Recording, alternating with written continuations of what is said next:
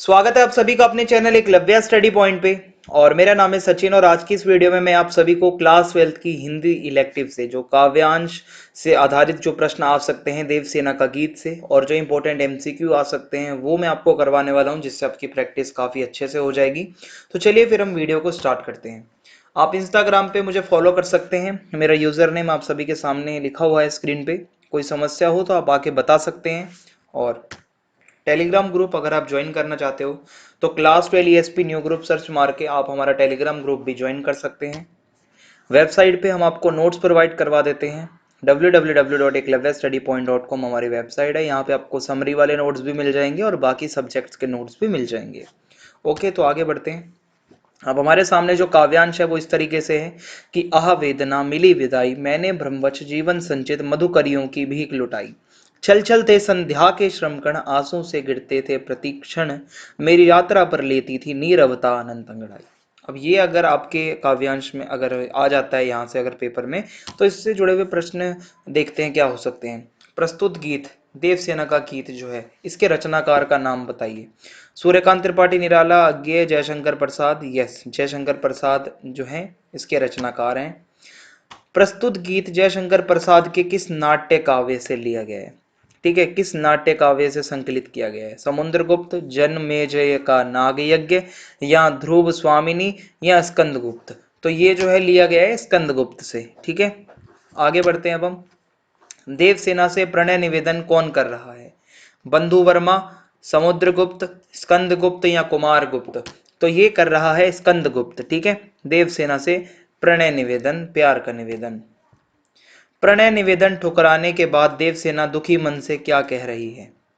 ठीक है, वेदना जीवन के अंत तक रहेगी, या अज्ञानता के कारण स्वीकार करने पर वेदना मिली है, समाज व राष्ट्र सेवा के मार्ग में असफलता ही मिली है, या ये सभी विकल्प सही हैं? तो यस, ये सारी चीजें कहीं ना कहीं सही है। दुखी होकर वो सब कह रही है कि उसकी वेदना हमेशा ही उसके जीवन के अंत तक मतलब जो है रहने वाली है। ठीक है, और इसी तरीके से उसको कितनी असफलताएं मिली है ये सब चीजें वो बताती है। तो ये सभी विकल्प सही हो जाएंगे। फिर है आंसू से गिरते थे प्रतीक्षण। ठीक है, इस पंक्ति के अंदर अलंकार कौन सी है, मतलब कौन सी अलंकार की छटा है? तो से आपको याद आ रहा होगा, अगर हम किसी को कंपेयर करते हैं किसी से, सा से, ठीक है, कुछ इस तरीके से, तो वहां पे हमारा कौन सा होता है? उपमा अलंकार हो जाता है। ठीक है, तो हमारा ये ऑप्शन सही हो जाएगा। अब अगला काव्यांश देखते हैं क्या है। श्रमित स्वप्न की मधुमाया में, गहन विपिन की तरु छाया में, पथिक उन्नीद श्रुति में, किसने यह विहाग की तान उठाई। लगी सतृष्ण धीट थी सबकी, रही बचाए फिरती कब की, मेरी आशा अह बावली, तूने खो दी सकल कमाई। अब ये काव्यांश अगर आता है तो इससे देखते हैं क्या प्रश्न बन सकते हैं।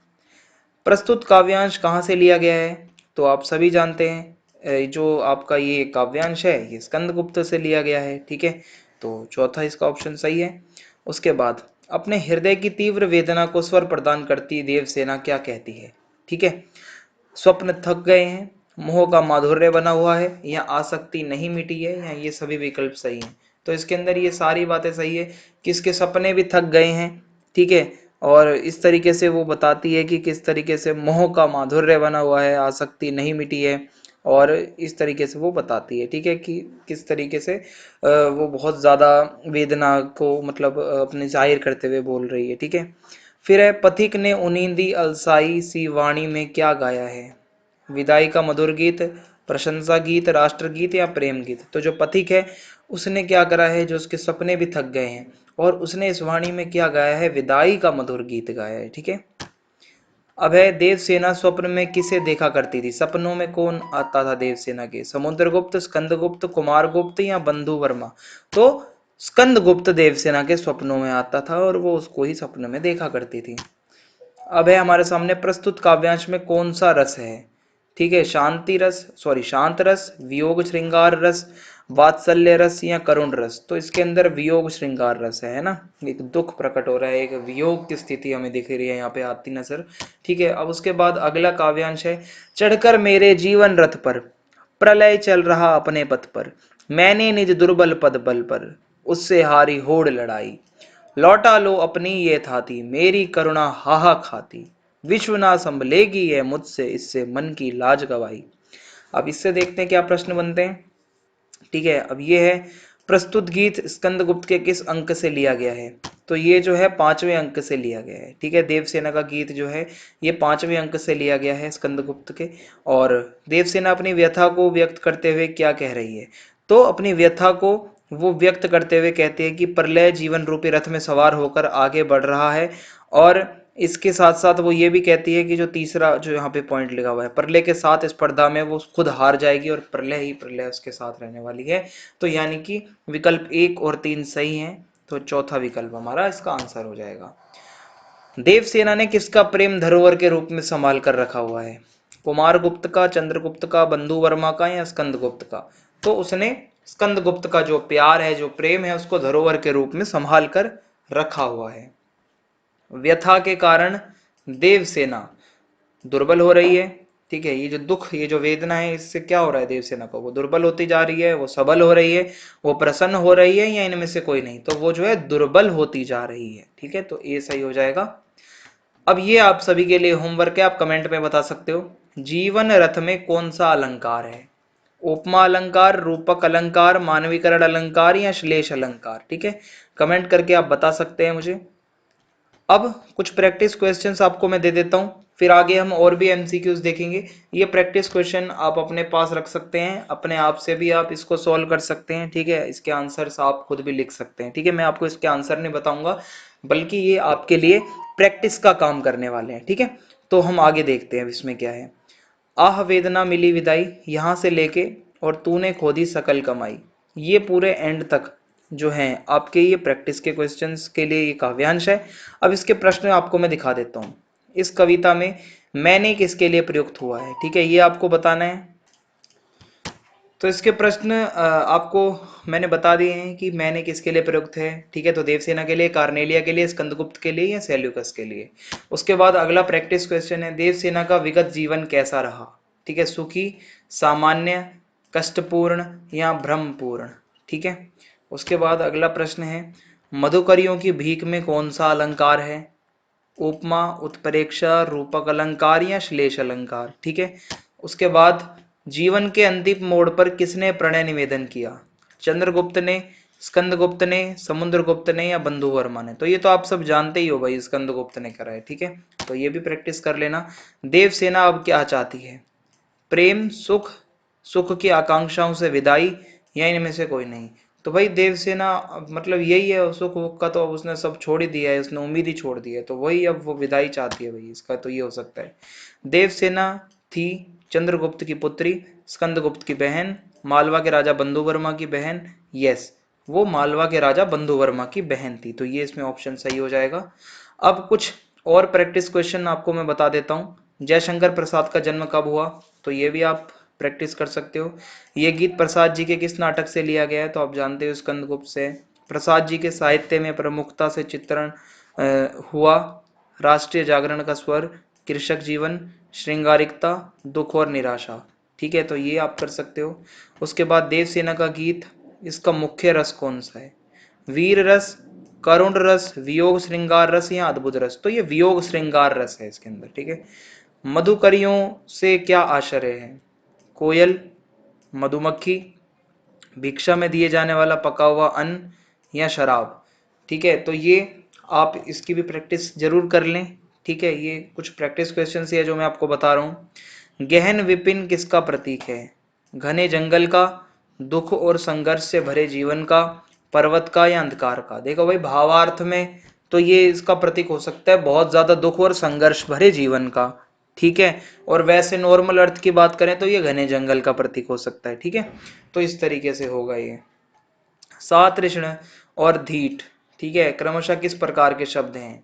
ठीक है, ये भी आपके लिए प्रैक्टिस क्वेश्चन है। और इनमें से प्रसाद जी का प्रसिद्ध महाकाव्य कौन सा है? झरना, लहर, कामायनी या फिर आंसू? ठीक है, तो ये कुछ प्रश्न हो जाएंगे। उसके बाद है इस गीत में किस प्रकार के शब्दों की बहुलता है? संस्कृत निष्ठ, तद्भव, सरल और सहज या कठिन शब्द? उसके बाद है श्रमित स्वप्न में श्रमित किस प्रकार का शब्द है? सर्वनाम, क्रिया, विशेषण या संज्ञा? ये एक तरीके से भाई आप कह सकते हो कि श्रमित, ठीक है, एक तरीके से थका हुआ, इसकी विशेषता पता चल रही है हमें, विशेषण हो सकता है ये, ठीक है। अब आगे चलते हैं अपने प्रश्नों पे। देवसेना को जीवन की संध्या बेला में क्या मिला? सुख, वेदना, प्रसन्नता या इनमें से कोई नहीं। यानी कि लाइफ के एंडिंग टाइम पे देवसेना को क्या मिलता है? उसको वेदना मिली, उसको दुख मिला, ठीक है। मधुकरियों की भीख लुटाई में मधुकरियों का क्या अर्थ है? मधुमक्खी, स्कंदगुप्त को पाने की चाह और प्रेम, मधु को लुटाना या इनमें से कोई नहीं। तो मधुकरियों की भीख लुटाई का मतलब यही है कि स्कंदगुप्त को पाने की जो चाह थी, ठीक है, जो एक मतलब जो डिजायर था उसका, वो कहीं ना कहीं अब वो जा चुका। तो ठीक है, ये हो जाएगा। देवसेना की वेदना का मूल कारण है बेघर होना, गरीबी, स्कंदगुप्त द्वारा देवसेना को त्याग देना या इनमें से कोई नहीं। तो स्कंदगुप्त द्वारा देवसेना को त्याग देना, ठीक है, और उसको ना अपनाना, यही हो जाएगा। इसका मेन जो दुख का कारण ही यही है पूरा देवसेना का गीत का। मेरी यात्रा पर लेती थी नीरवता अनंत अंगड़ाई, ठीक है, इसमें भावार्थ क्या है? प्रेम का, शांति का, निराशा का या उपरोक्त सभी? तो इसमें शांति, ठीक है, मेरी यात्रा पर लेती थी नीरवता अनंत अंगड़ाई, ठीक है, ये हो जाएगा इसके अंदर शांति का कहीं ना कहीं इसमें भावार्थ छुपा हुआ है। आंसू से गिरते थे प्रतीक्षण, ठीक है, इसमें क्या अलंकार है? तो उपमा है से, यानी कि कंपैरिजन हो रहा है आंसू से, ठीक है, तो ये हो जाएगा। देवसेना का गीत में बावली किसे कहा गया है?